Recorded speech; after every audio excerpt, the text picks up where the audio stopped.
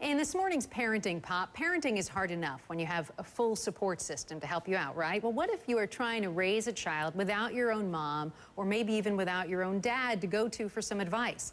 Allison Gilbert found herself in that very position and shares what she's learned in a book called Parentless Parents. Allison, glad you're with us. I know that obviously you've lost both your parents, which is very hard. But where do you feel the void most when it comes to raising your children? Well, there's something I call the I factor, and the I stands for all the things that are irreplaceable when I'm raising my kids without my mom and dad. The real void is when it comes to my kids' developmental milestones and not having access to the information about my own developmental milestones and when I reach them. And so, for example, if your kid started walking late or you were concerned about when they were starting to actually begin to reach those milestones, it might actually be really reassuring to be able to ask your own mom and dad, hey, when did I start walking? Because I'm a little bit concerned here. And no amount of parenting magazines or blogs or books that you can read that are so general is specific to you, and that's the problem. Yeah, it's, I mean, I've lost both my parents as well, and you certainly know that a lot of information dies with them, you know, information that you wish you could have and certainly be able to pass on to your kids. Do you find yourself trying to carry on some of the same traditions that you had with your own parents and trying to pass those on to your children as well? Oh, for sure. That is so important. And there's a whole section of the book I think I call the grandparent gap.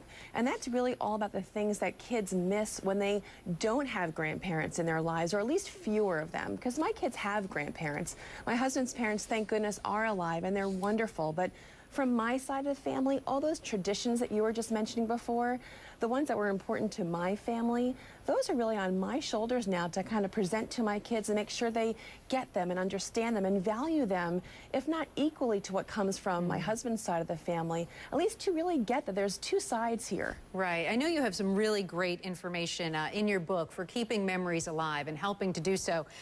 Three very specific tips that I want to make sure we get in before we run out of time. The first one you say is use specific language. What do you mean by that? Yeah, you know, I really wanted to talk about the positive and uplifting things you can do to connect kids to their grandparents. And specific language is crucial. If you constantly talk to your kids about your parents as my mom and my dad, that's not their relationship. But if you start saying your grandpa and your grandma, just in the terms of how you talk with your children, that makes a huge impact on your kids. That is a good idea. And how do you create interactive experiences, as you suggest? Yeah, you know, the one fun, really creative thing that I've come up with are grandma and grandpa tours. And so if you know where your grandpa or your children's grandparents grew up, your parents grew up, take them to their hometowns, take them to the schools that they attended, go to the restaurants where they used to go, make them fun and engaging. Kids learn so much better when there's interactive things to do together. They will start glazing over if all you do is show pictures, tell stories. But if you make it fun, kids learn by doing, and that's a really good idea. And I know the last one you said, just very quickly, is using technology. This is fun. If you have a picture of your parents and you have a picture of your kids, if you use a system like Photoshop and actually combine them and actually make a single photograph out of the two, your kids can see, unlike any other possibility, the physical traits that they may have inherited from their grandma and grandpa.